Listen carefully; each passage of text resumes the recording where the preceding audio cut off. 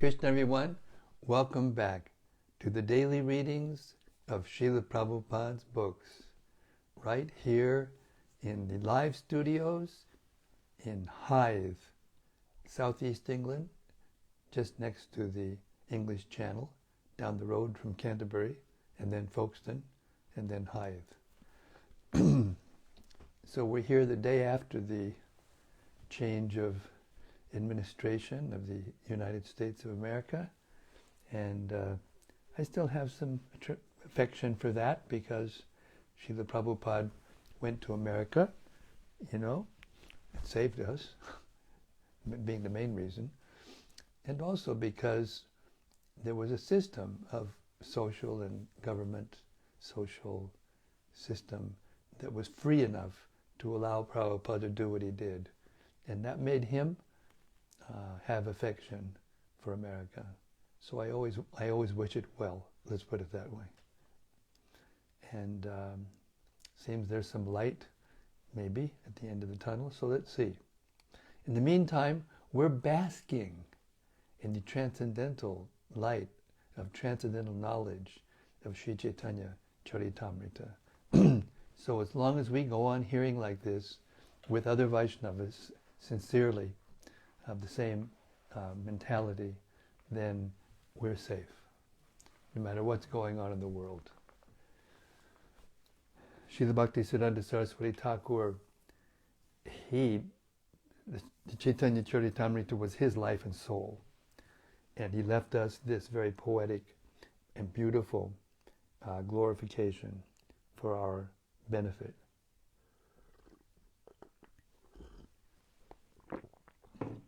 He said, in due course, Mahāpralaya, devastating floods, will inundate the entire universe. If you attempt to survive by swimming in that deluge, then do not neglect to take hold of Bhagavad Gita, Srimad Bhagavatam, and Sri Caitanya-caritämrta. Or, if you cannot hold all three, then release Bhagavad Gita. If necessary, you may also relinquish Srimad Bhagavatam, but under no circumstances release your hold on Sri Caitanya-caritämrta. For if this one book remains, then the flood can do no actual damage, because after the flood has subsided, the message of Shastra can be revived from Sri Caitanya-caritämrta alone, it being the essence of all Shastras. Jaya Jaya Sri Caitanya, Jaya Nityananda, Jaya Dvaita Chandra, Jaya Gaura Bhakta Vrinda, Jaya Jaya Sri Caitanya, Jaya Nityananda, Jaya Dvaita Chandra, Jaya Gaura Bhakta Vrinda, Jaya Jaya Sri Caitanya, Jaya Nityananda, Jaya Dvaita Chandra, Jaya Gaura Bhakta Vrinda. Jai. I'm sorry I'm a little late today. We had a very busy day. We've reached the 16th chapter of the Antya-līlā of Sri Caitanya-caritämrta.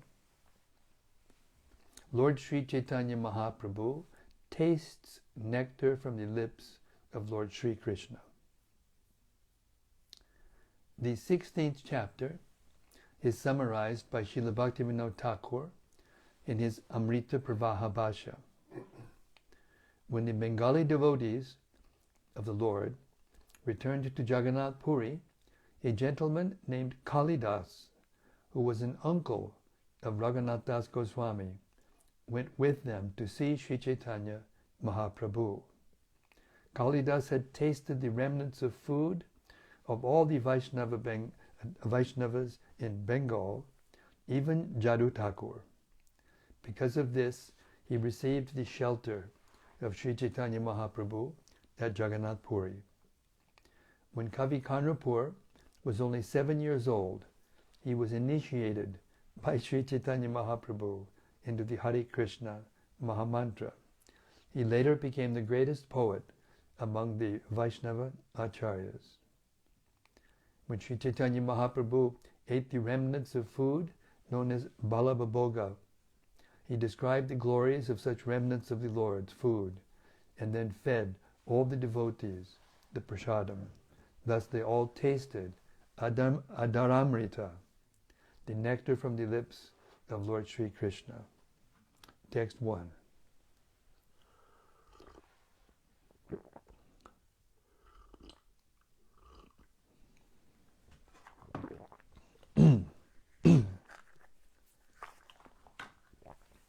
Let me offer my respectful obeisances unto Sri Chaitanya Mahaprabhu, who personally tasted the nectar of ecstatic love for Krishna and then instructed his devotees how to taste it. Thus he enlightened them about ecstatic love of Krishna to initiate them into transcendental knowledge. All glories to Sri Chaitanya Mahaprabhu, all glories to Lord Nityananda, all glories to Advaita Acharya, and all glories to all the devotees of the Lord. Sri Chaitanya Mahaprabhu thus stayed at Jagannath Puri in the association of his devotees, always merged in ecstatic devotional love. The next year, as usual, all the devotees from Bengal went to Jagannath Puri, and as in previous years, there was a meeting between Sri Chaitanya Mahaprabhu and the devotees. Along with the devotees from Bengal came a gentleman named Kalidas. He never uttered anything but the holy name of Krishna. Kalidas was a very advanced devotee, yet he was simple and liberal. He would chant the holy name of Krishna while performing all his ordinary dealings. When he used to throw dice in jest, he would chant Hare Krishna while throwing the dice. Purport.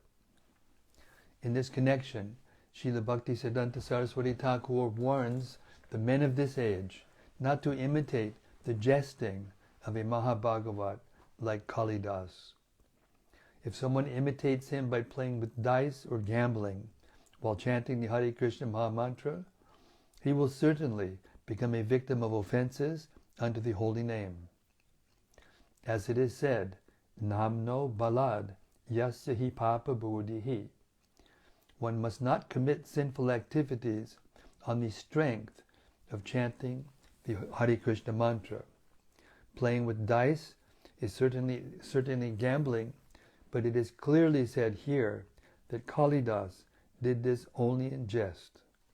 A Mahabhagavat can do anything, but he never forgets the basic principles. Therefore it is said, Tara Bhakya Kriya Mudra Vigyeha Nadbhujaya. No one can understand the activities of a pure devotee. We should not imitate Kalidas. Text 8. Kalidas was an uncle of Raghunath Das Goswami. Throughout his entire life, even in his old age, he tried to eat the remnants of food left by the Vaishnavas. Text 9. Kalidas ate the remnants of food of as many Vaishnavas as there were in Bengal. He would go to all the Vaishnavas born in Brahmana families, be they neophyte or advanced devotees, and present them with gifts of first-class eatables. He would beg remnants of food from such Vaishnavas, and if he did not receive any, he would hide. After the Vaishnavas finished eating, they would throw away their leaf dishes, and Kalidas would come out of hiding, take the leaves, and lick up the remnants. 13. He would also take gifts to the homes of Vaishnavas born in Shudra families. He would then hide, and in this manner eat the remnants of food they threw away. 14. There was a great Vaishnava named Jadu Thakur, who belonged to the Bunamali caste. Bunimali caste. Kalidas went to his home, taking mangoes with him.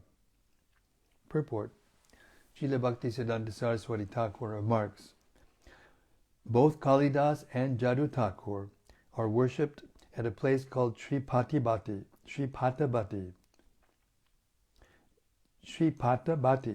in the village known as Bedo or Baduya. This village is situated about 3 miles south of the village of Krishnapur, the birthplace of Raghunath Das Goswami, which is about 1 mile west of the Bandel junction of the Burdwan line. A post office there is named Devanandapur. Jadu Thakur used to worship the deity of Sri Madan Gopal. The deity is still worshipped by one Ramaprasad Das, who belongs to the Ramayat community. It is said that the deity worshipped by Kalidas had been worshipped until recently in the village of Shanka on the bank of the Saraswati River. But the deity was taken away by a gentleman named Matilala Chaturbhajaya from the village of Triveni. The deity is now being worshipped at his place. Text 15. Kalidas presented the mangoes to Jadu Thakur and offered him respectful obeisances. Then he also offered respectful obeisances to the Thakur's wife. When Kalidas went to Jadu Thakur, he saw that saintly person sitting with his wife. As soon as Jadu Thakur saw Kalidas, he likewise offered his respectful obeisances unto him. After a discussion with Kalidas that lasted for some time, Jadu Thakur spoke the following sweet words. I belong to a low caste, and you are a very respectable gentleman, and you are a very respectable guest. How shall I serve you? If you will permit me, I shall send some food to a Brahmana's house, and there you may take prasadam. If you do so, I shall then live very comfortably. Kalidas replied, My dear sir, please bestow your mercy upon me. I have come to see you, although I am very fallen and sinful. Simply by seeing you, I have become purified. I am very much obligated to you, for my life is now successful. My dear sir, I have one desire. Please be merciful to me by kindly placing your head upon my head. Please be merciful to me by kindly placing your feet upon my head so that the dust of your feet may touch it. 23. Jadu Thakur replied, It does not befit you to ask this of me. I belong to a very low caste family, whereas you are a respectable, rich gentleman. Kalidas then recited some verses, which Jadu Thakur was very happy to hear. Even though one is a very learned scholar in Sanskrit literature, if he is not engaged in pure devotional service, he is not accepted as my devotee. But if someone born in a family of dog-eaters is a pure devotee with no motives for enjoyment through fruitive activity or mental speculation, he is very dear to me. All respect should be given to him, and whatever he offers should be accepted, for such devotees are indeed as worshipable as I am. Purport.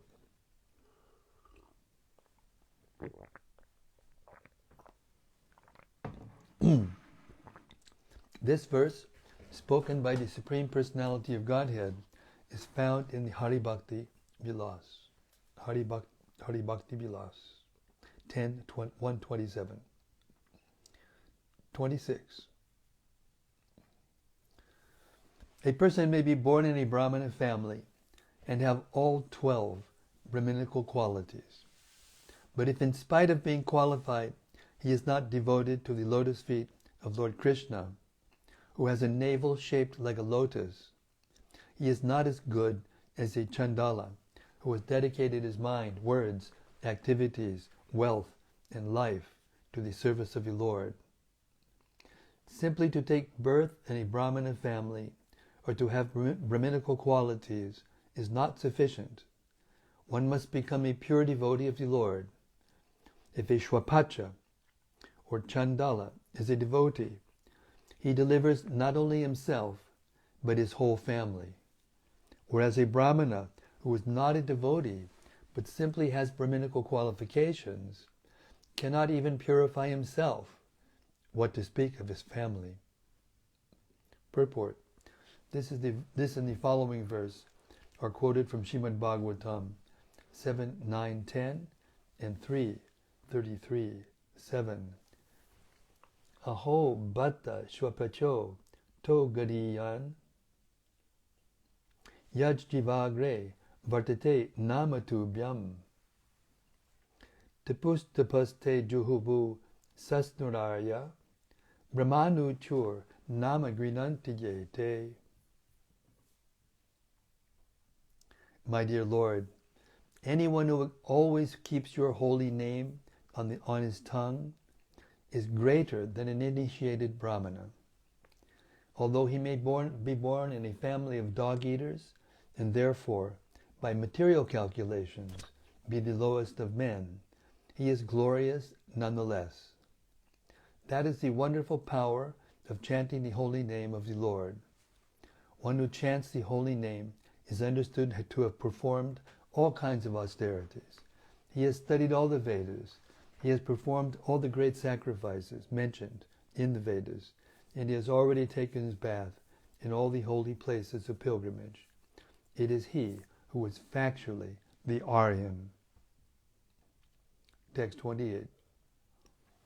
Hearing these quotations from the revealed scripture, Śrīmad Bhagavatam, Jadu Thakur replied, "Yes, this is true, for it is the version of Shastra.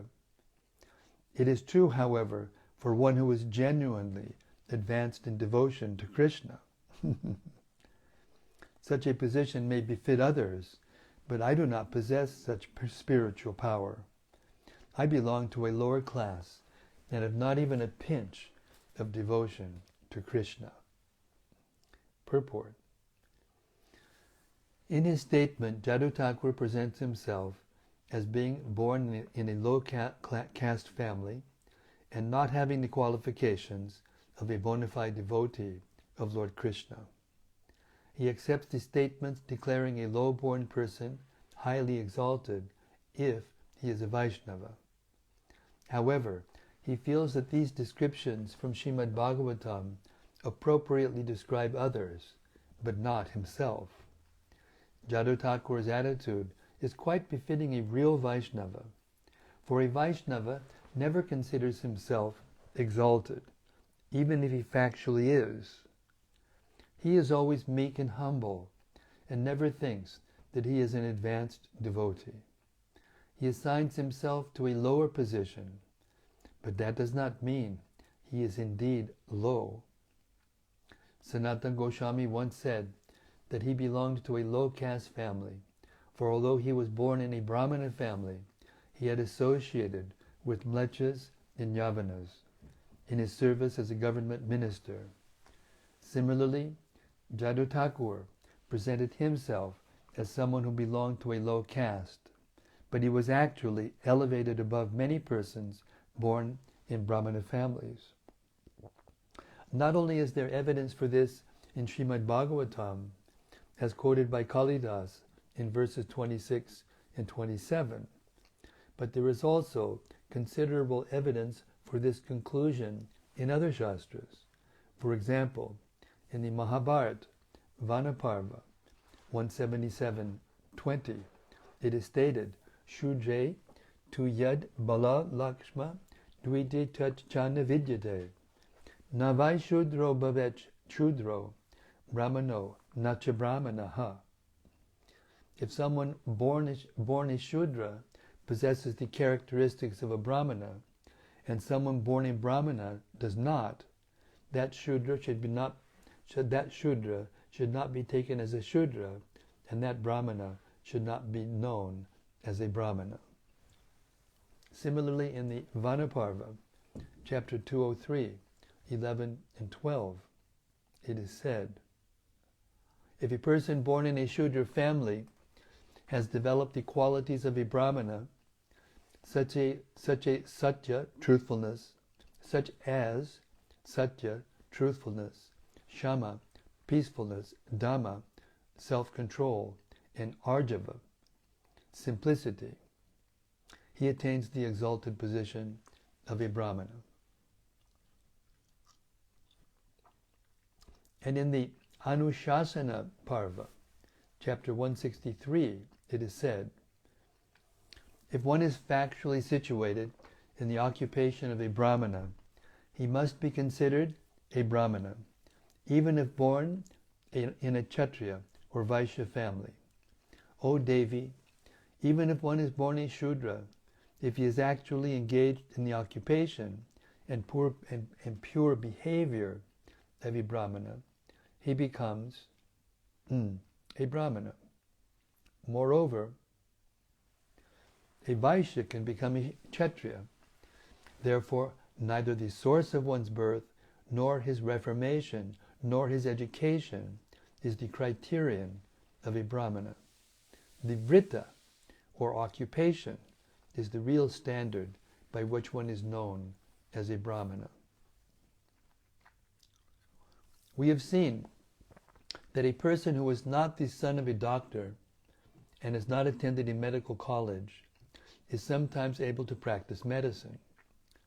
By practical knowledge of how to perform a surgical operation, how to mix medicine, and how to give certain medicines for certain diseases, a person can receive a certificate and be registered as a medical practitioner in the practical field. He can do a medical man's work and be known as a doctor. Although qualified medical men may consider him a quack, the government will recognize his work. Especially in India, there are many such doctors who perform their medical services perfectly. They are accepted even by the government. Similarly, if one is engaged in Brahminical service or occupational duties, he must be considered a Brahmana despite the family in which he was born. That is the verdict of all Shastras. In Srimad Bhagavatam 7:11-35, it is said, Yasya ya lakshanam proktam pungso varna viyanjakam yad anyatrapi drishyeta tattenaiva vinirdishet. This is a statement by Narada Muni to Maharaj Yudhishthira, wherein Narada says that the symptoms of a Brahmana, Kshatriya, and Vaishya are all described in the Shastras. Therefore, if one is found exhibiting the symptoms and qualities of a Brahmana, Kshatriya, or Vaishya, and serving in a Brahminical, Kshatriya, or Vaishya occupation, even if he is not born a Brahmana, Kshatriya, or Vaishya, he should be considered such according to his qualifications and occupation. Similarly, in the Padma Purana, it is said, a devotee should never be considered a Shudra. All the devotees of the Supreme Personality of Godhead should be recognized as Bhagavatas. If one is not a devotee of Lord Kṛṣṇa, however, even if born in a Brahmana, Kshatriya, or Vaishya family, he should be considered a Shudra. In the Padma Purana, it is also said, if a person born in a Brahmana family is an Avaishnava, a non-devotee, one should not see his face, exactly as one should not look upon the face of a Chandala or dog-eater. However, a Vaishnava found in Varnas other than Brahmana can purify all the three worlds. The Padma Purana further says, Shudram va bhagavad bhaktam nishadam shvapacham tata bhikshate jati samanyat sayati narakang dhruvam. One who considers a devotee of the Supreme Personality of Godhead who was born in a family of Shudras, Nishadas, or Chandalas to belong to that particular caste certainly goes to hell. I'll read that again. One who considers a devotee of the Supreme Personality of Godhead who was born in a family of Shudras, Nishadas, or Chandalas to belong to that particular caste, he certainly goes to hell. A Brahmana must be a Vaishnava and a learned scholar. Therefore in India it is customary to address a Brahmana as Pandit. Without knowledge of Brahman, one cannot understand the Supreme Personality of Godhead. Therefore a Vaishnava is already a Brahmana, whereas a Brahmana may become a Vaishnava. In the Garuda Purana it is said, Bhaktir ashta vida yesha yasmin bleche pivartate saviprendro muni sheshta sagyani sachapanditaha. Even if one is born a mlecha, if he becomes a devotee, he is to be considered the best of the Brahmanas and a learned Pandit. Similarly, the Tattvasagara says, Yata kanchanatam yati kanksyang rasavidanataha tata diksha vidanena dvijatam vijatvam jayate nrinam. As bell metal is turned to gold when mixed with mercury in an alchemical process, so one who is properly trained and initiated by a bona fide spiritual master becomes a Brahmana immediately. All this evidence found in the revealed scriptures proves that according to the Vedic version, a Vaishnava is never to be considered an Abrahmana or non-Brahmana. A Vaishnava should not be thought to belong to a lower caste, even if born in a mlecha or Yavana family. Because he has become a devotee of Lord Kṛṣṇa, he has become purified and has attained the stage of Brahmana. Dvijatvam jayate nrinam. Text 30.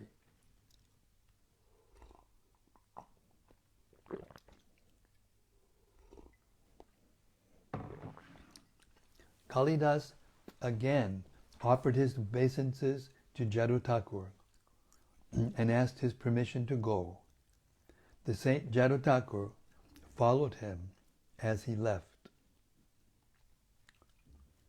After bidding farewell to Kalidas, Jadu Thakur returned to his home, leaving the marks of his feet plainly visible in many places. Kalidas smeared the dust from those footprints all over his body. Then he hid in a place near Jadu Thakur's home. Upon returning home, Jadu Thakur saw the mangoes Kalidas had presented. Within his mind, he offered them to Krishna Chandra. Jadu Thakur's wife then took the mangoes from their covering of banana tree leaves, and bark. I'll read this again, sorry. Jadu Thakur's wife then took the mangoes from their covering of banana tree leaves and bark and offered them to Jadu Thakur, who began to suck and eat them. Text 35. When he finished eating, he left the seeds on the banana leaf, and his wife, after feeding her husband, later began to eat. After she finished eating, she filled the banana leaves and bark with the seeds, picked up the refuse, and then threw it into the ditch where all the refuse was thrown. Kalidas licked the banana bark and mango leaves and skins, and while licking them, he was overwhelmed with jubilation in ecstatic love. Text 38. In this way, Kalidas ate the remnants of food left by all the Vaishnavas residing in Bengal. When Kalidas visited Jagannath Puri, Nilachala, Sri Caitanya Mahaprabhu bestowed great mercy upon him. Sri Caitanya Mahaprabhu would regularly visit the temple of Jagannath every day, and at that time, Govinda, his personal servant, used to carry his water pot and go with him. On the northern side of the Singadwara, behind the door, there are 22 steps leading to the temple, and at the bottom of those steps is a ditch. Sri Caitanya Mahaprabhu would wash his feet in this ditch, and then he would enter the temple to see Lord Jagannath. Sri Caitanya Mahaprabhu ordered his personal servant, Govinda, that no one should take the water that washed his feet. Because of the Lord's strict order, no living being could take the water. Some of his intimate devotees, however, would take it by some trick. One day, as Sri Caitanya Mahaprabhu was washing his feet in that place, Kalidas came and extended his palm to take the water.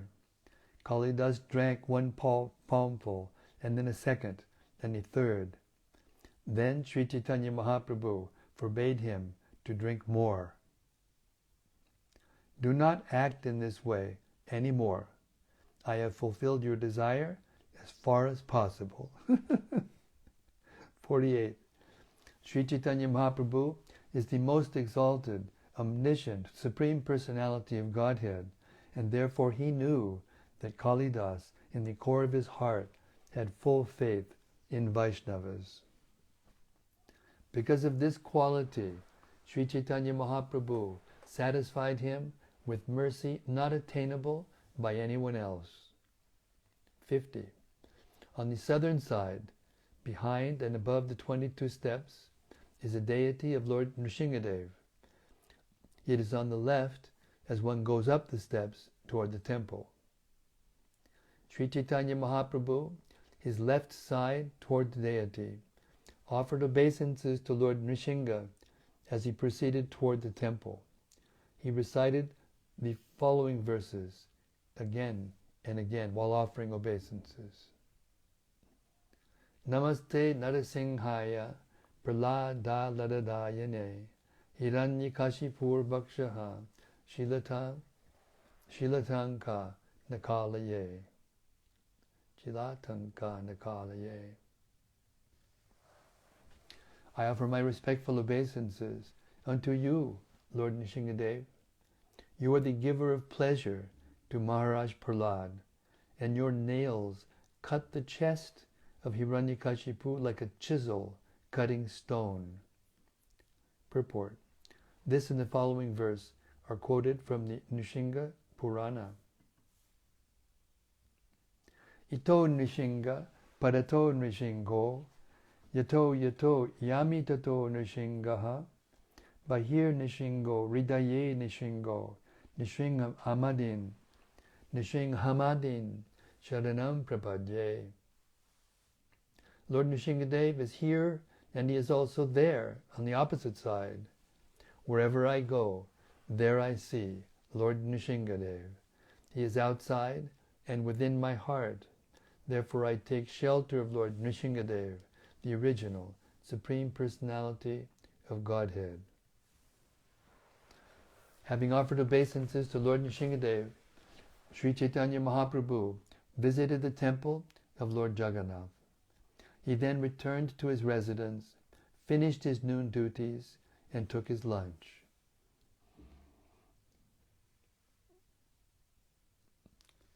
Kalidas was standing outside the door, expecting the remnants of food from Sri Caitanya Mahaprabhu. Knowing this, Mahaprabhu gave an indication to Govinda. Govinda understood all the indications of Sri Caitanya Mahaprabhu, therefore he immediately delivered the remnants of Sri Caitanya Mahaprabhu's food to Kalidas. Taking the remnants of the food of Vaishnavas is so valuable that it induced Sri Caitanya Mahaprabhu to offer Kalidas his supreme mercy.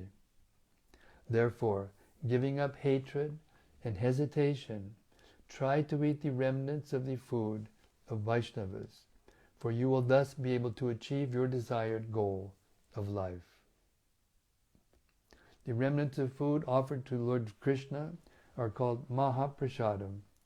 After this same Mahāprasadam has been taken by a devotee, the remnants are elevated to Mahāprasadam.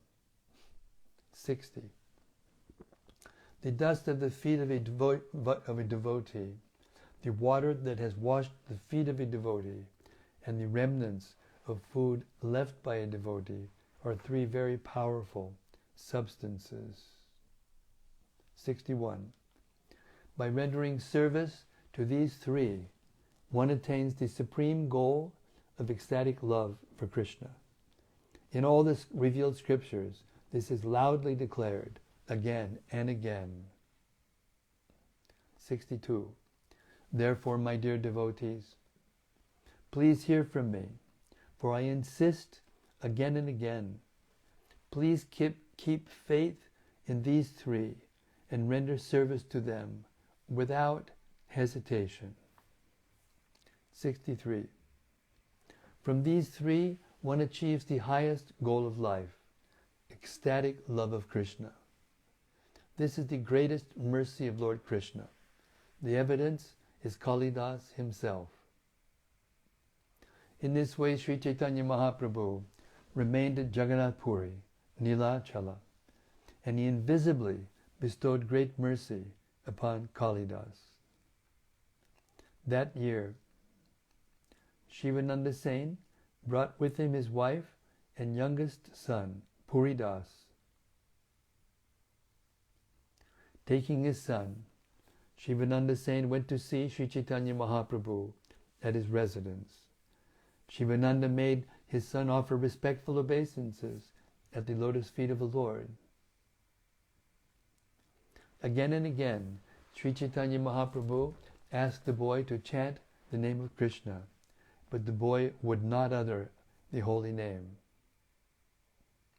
Although Shivananda Sen tried with much endeavor to get his boy to speak Kṛṣṇa's holy name, the boy would not utter it.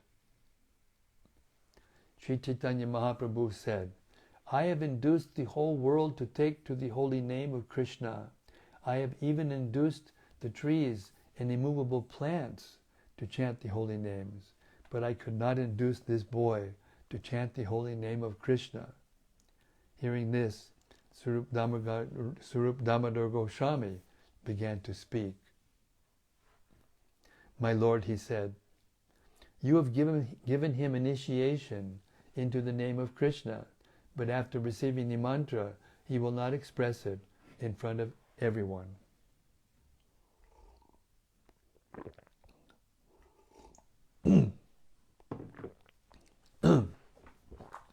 This boy chants the mantra within his mind, but does not say it out loud.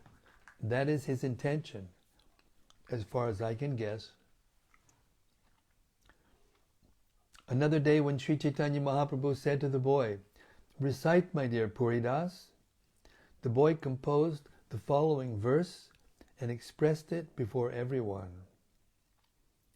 Shavasho kuvaliyam akshnor anjanam uraso mahendra manidama vrindavana raminanam mandanam akilam harir jayati. Lord Kṛṣṇa is just like a bluish lotus flower for the ears. He is ointment for the eyes, a necklace of Indra-nila gems for the chest, and universal ornaments for the gopi damsels of Vrindavan. Let that Lord Sri Hari, Kṛṣṇa, be glorified. Although the boy was only 7 years old and still had no education, he composed such a nice verse. Everyone was struck with wonder. This is the glory of Sri Caitanya Mahaprabhu's causeless mercy, which even the demigods, headed by Lord Brahma, cannot estimate. All the devotees remained with Sri Caitanya Mahaprabhu continuously for 4 months. Then the Lord ordered them back to Bengal, and therefore they returned.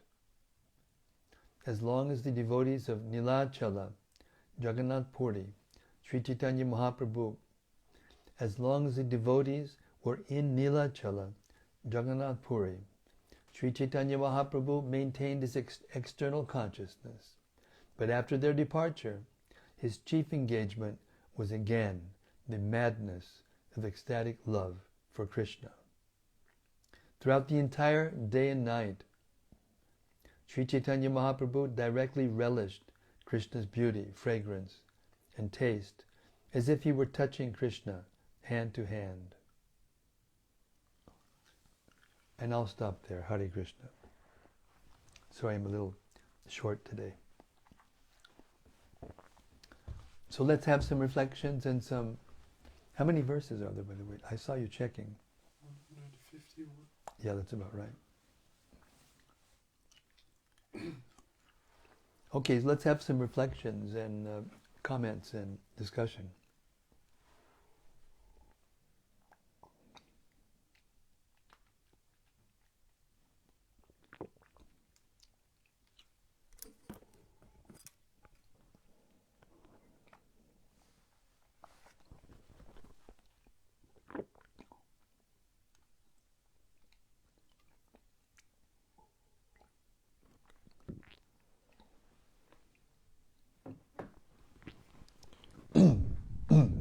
First is a question from Yadutama Das. Haribo Yudutama.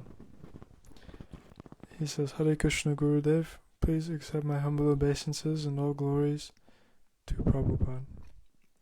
Thanks for always trucking us down the path of Srila Prabhupada's books and back to Kṛṣṇa. I have a question. After hearing about these nice pastimes of Kalidas, I was thinking about how the devotees who are friends, often playfully steal prasadam off each other's plates. Is this bona fide? Well, this is a relative question. We should not try to imitate Kalidas. That was already stated in just what we read. So it's kind of a delicate situation. I'll tell you a story that in the early days in San Francisco, there was a devotee who heard Srila Prabhupada say that prasadam is never contaminated. It can even be thrown in the ground and you can still eat it, and it's potent. Never loses its potency. So this one devotee, taking this very seriously, started to eat the remnants of the guests that came to the Sunday feast. And it came back to Prabhupada. And Prabhupada rejected this. He said, you should not do this. He says, it's true that the prasadam doesn't lose its potency, but if a person who's coming to the Sunday feast, who is a materialistic person, and may have some disease germs in his body or something like that, like nowadays we have to be so careful, because this pandemic is going on, so everyone's wearing masks and standing 6 feet from one another, and what to speak of not eating the remnants of each other's food, because that's the way disease is transmitted. And he said, if you were advanced enough to get ecstatic love from doing that, although these persons are not the persons that Kalidas was begging begging the remnants from. These were pure Vaishnavas.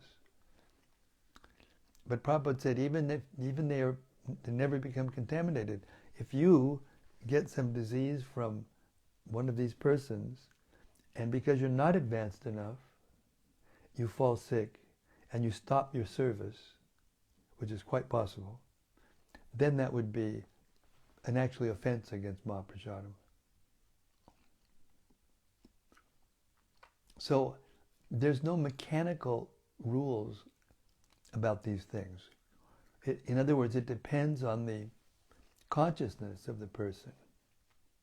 And, frankly, unless you're a very advanced devotee, spontaneous love, if we try to imitate Haridas and do that kind of thing, it may not get the result that we want, that we're looking for.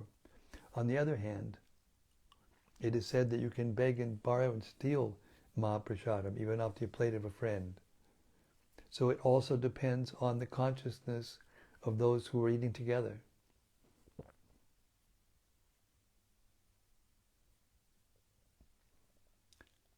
Hare Krishna.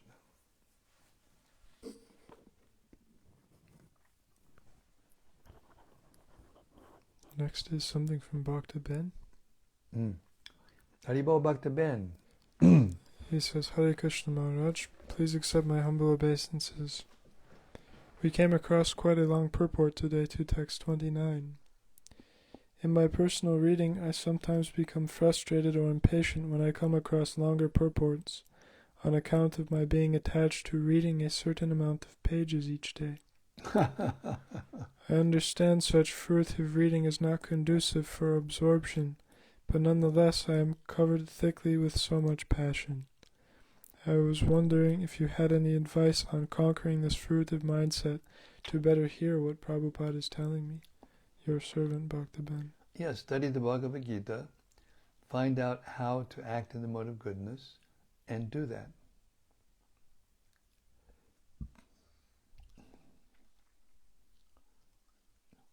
We're meant to apply the instructions into our own character and own lives, practical lives.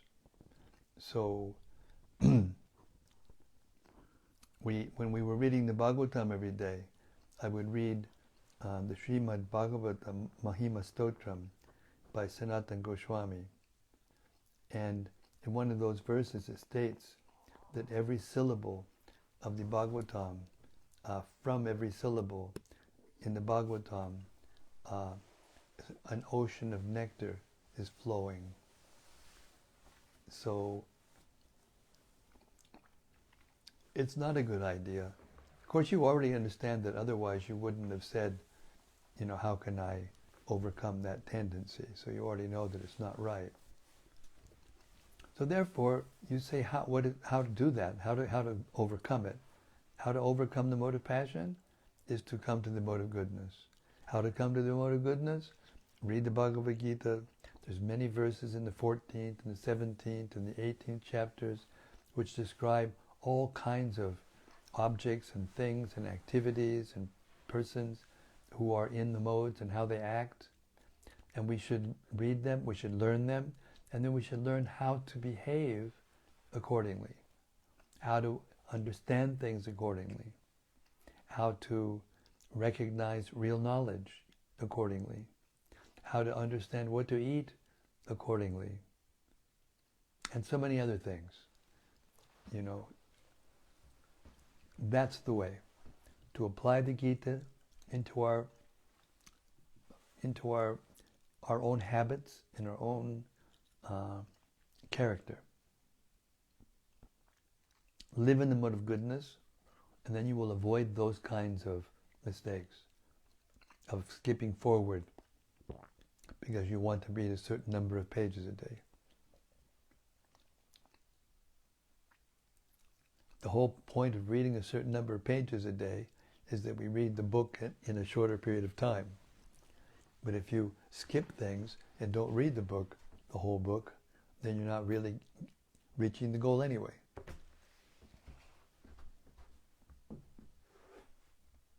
Hare Krishna.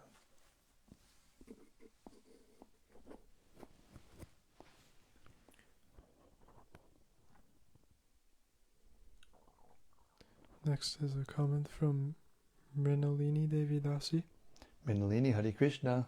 She says, Hare Krishna Maharaj, all glories to Caitanya Mahāprabhu, all glories to Srila Prabhupada, and all glories to your divine grace, for yet another wonderful pastime of the Lord.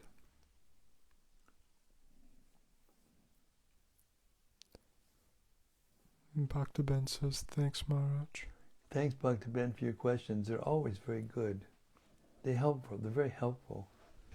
Everybody learns a lot when we do these questions and answers.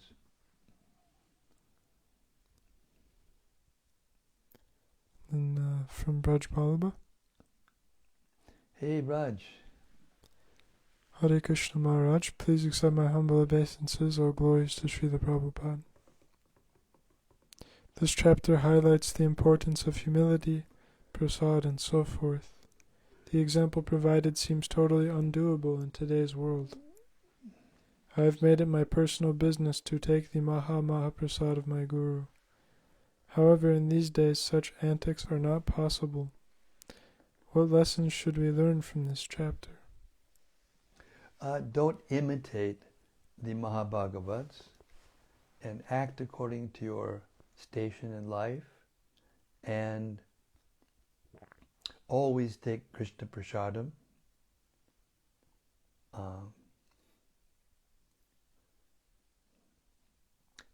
Give your life to Kṛṣṇa in devotional service, and whatever your position is, give the fruits of your work to Kṛṣṇa. And keep hearing regularly, every day, and chant your rounds carefully. Learn the science of chanting. Learn the offenses very thoroughly, to the point where they become second nature in your mind, and so that will protect you from making offenses. And in this way, the holy name will gradually purify your heart and allow you to understand everything and follow everything properly. Hare Krishna. In the meantime, don't try to imitate the great souls. Follow in their footsteps by following their instructions. The Bhaktivedanta purports, they give all the answers. So the instructions in Prabhupada's purport should be followed, and in this way you'll be protected.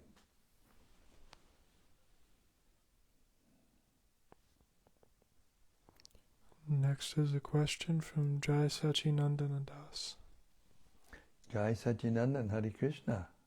He says, Hare Kṛṣṇa Maharaj, please accept my humble obeisances, all glories to Srila Prabhupada. Jai Prabhupada. Thank you for the nectar.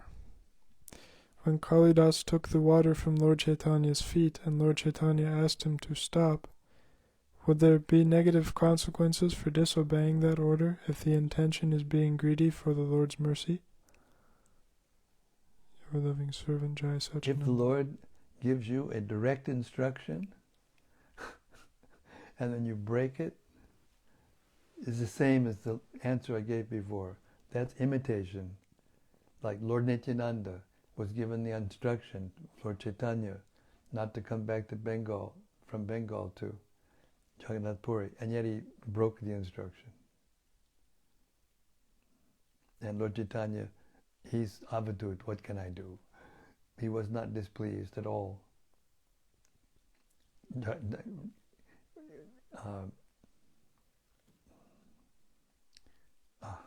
Gadadhar Pandit was told by Caitanya Mahaprabhu to stay, or he made a vow to stay in Puri and serve Tota Gopinath. And then when Lord Chaitanya went to travel, he wanted to go with him. And Lord Chaitanya said, no, you made a vow, you're serving the deities, it would be offense. So he said, don't worry, I'll take the offense and I'll travel along with you. You won't have to see me. Anyway, he did that for a certain distance, and then gradually Lord Chaitanya told him to turn back. Now, if he would have disobeyed the order of the Lord and not gone back, he would never do that. He would never do that. So there are ways to follow the great souls and learn how to do everything properly, without, making a fool out of ourselves, if you get a direct order from Lord Chaitanya, even though there was no offense in Gadadhar Pandit's part, he was one of the Panchatattva. He was Shakti Tattva. He wasn't even Jiva Tattva. And yet, he devised a way to break the rule, But when Lord Chaitanya told him directly that he had to go back, then he followed. That's following in the footsteps.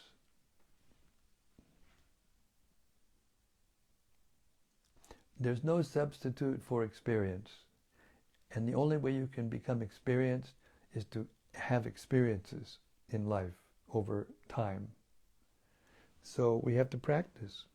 We have to be patient, We have to follow the instructions of our spiritual masters and our, the advanced Vaishnavas and Shastra, and do the best we can. And if you make a mistake like that and it's out of love, it'll be forgiven. It's not serious. But at the same time, if you disobey the orders of the spiritual master, if you get a direct order from your spiritual master and then disobey it, which Kalidas would have done if he had kept on going past the 3, that Lord Chaitanya allowed him to take, then he would have become an offender against the holy name, and he would have lost his taste. Of course, he's such a Bhagavat devotee that wouldn't have happened because he didn't disobey, and that's the point. Hare Krishna. Jai Sachinandana says, thank you, Maharaj. Haribo. And then there's a question from Rati Manjari. She says, Dear Guru Maharaj, please accept my humble obeisances. Tonight we heard about the 3 very powerful substances: the dust of the lotus feet of a Vaishnava, the remnants of the food of the Vaishnava, and the water that has washed the lotus feet of a Vaishnava, and that we should always render service to them. My question is, how does one render service to those 3 items? What does that mean practically?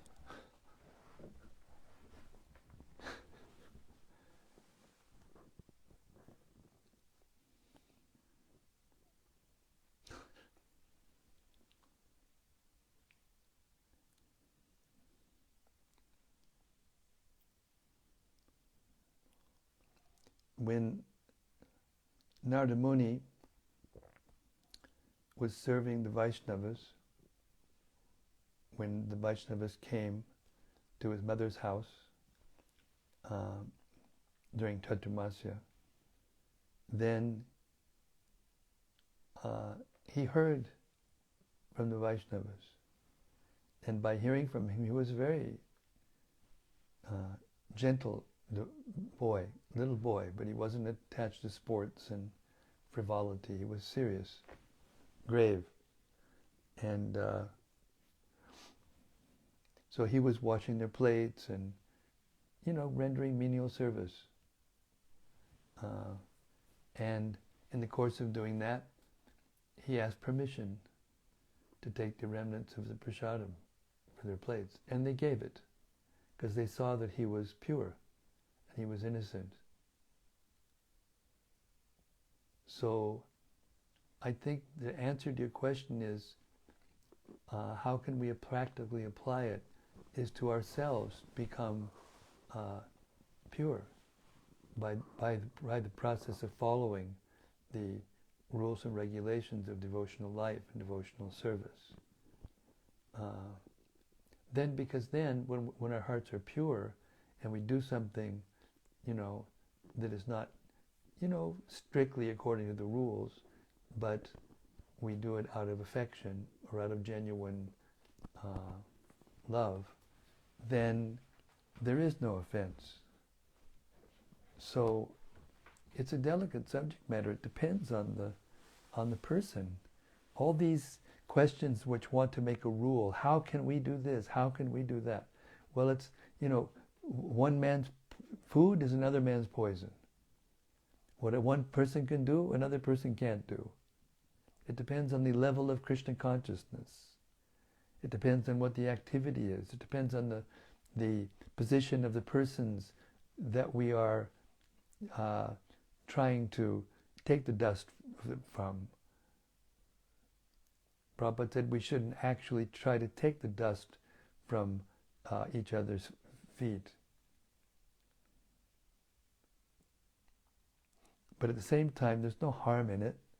It's like a sport that the devotees do. It's not. So it depends on the mentality in which we do things. And I know, okay, I didn't write it down as a book of rules and guidelines that you have to do or you don't have to do. It depends on our consciousness. So if we don't know, better not to. If we don't know, then it's better we don't. And follow the rules and regulations, accordingly. And if we want to, respect the lotus feet of the Vaishnava, then respect the Vaishnava and serve that Vaishnava with menial service.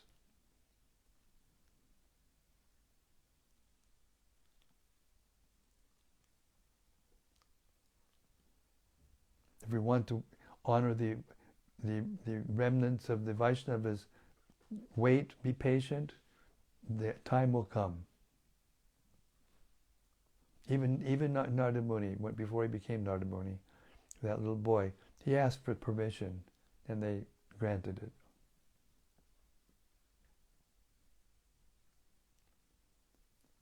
Don't try to imitate the Mahabhagavats who can just do something like Kalidas and impetuously just, go for it, But look what he had done, He had done that with every Bengali Vaishnava in the whole country.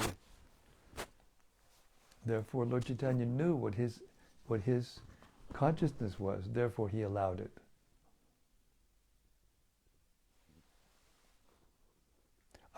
I can't go any deeper than that.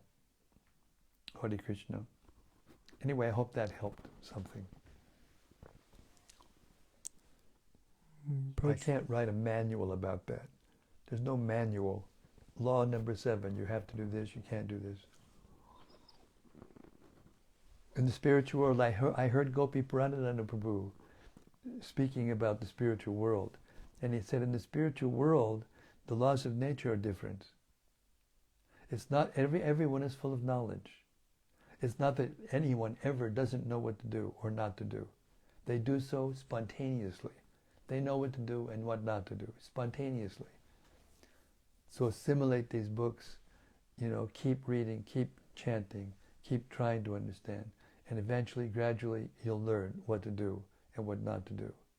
And it actually fits into the other answer I gave before about, studying the Bhagavad Gita, learning what the mode of goodness is.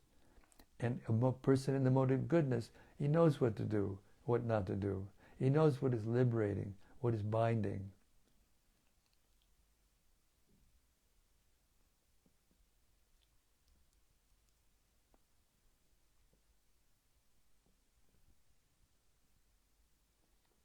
Okay? Hare Krishna. Rajbalaba comments. He says, sorry Maharaj, the rules are of the mind. I am unable to fully understand, but thank you for trying to explain it to us. My duty. I was just reading the Bhagavatam, first canto, and it describes how, when Kṛṣṇa Katha is in the air, the person who's speaking has to be qualified, and the person who's listening has to be qualified. Otherwise, the picture doesn't come into focus. So, I hope I don't offend anybody or disappoint anybody, but I'm not a perfect person. I'm trying to become a devotee, and I'm trying to the best of my ability, explain what Srila Prabhupada, what I heard from Srila Prabhupada, and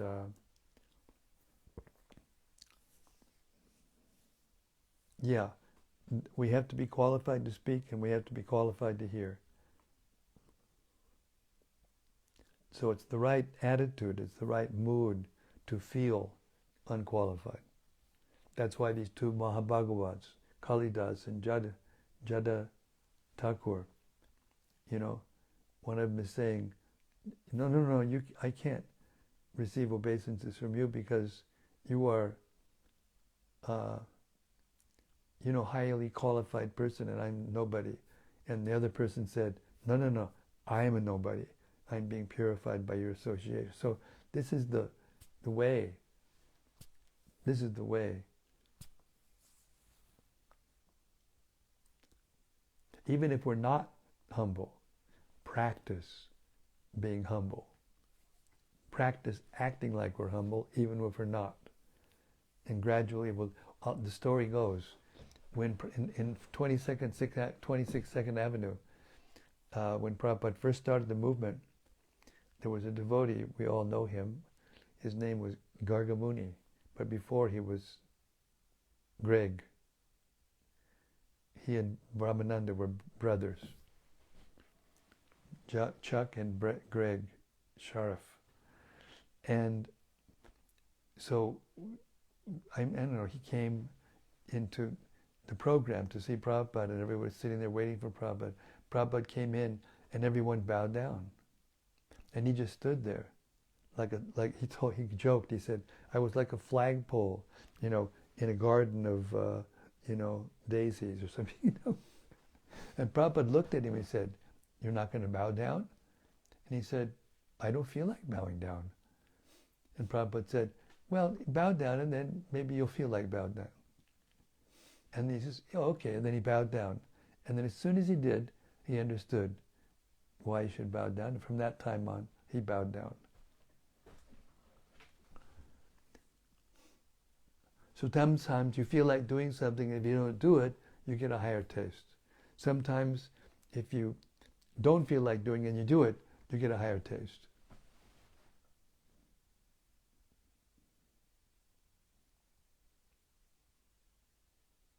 Hare Kṛṣṇa. Comment from Rati Manjari. She says, yes, Guru Maharaj, certainly. Thank you. I liked how Kalidas wanted to take the remnants of all types of devotees, not only Brahmanas. Very instructive.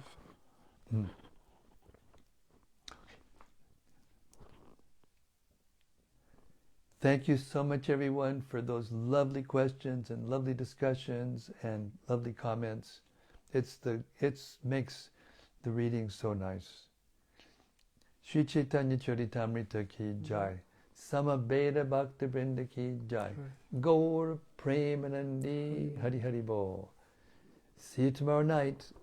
Same time, same place, same topics, barring any emergency, which sometimes have from time to time. Hare Kṛṣṇa. See you tomorrow. Hari Bol.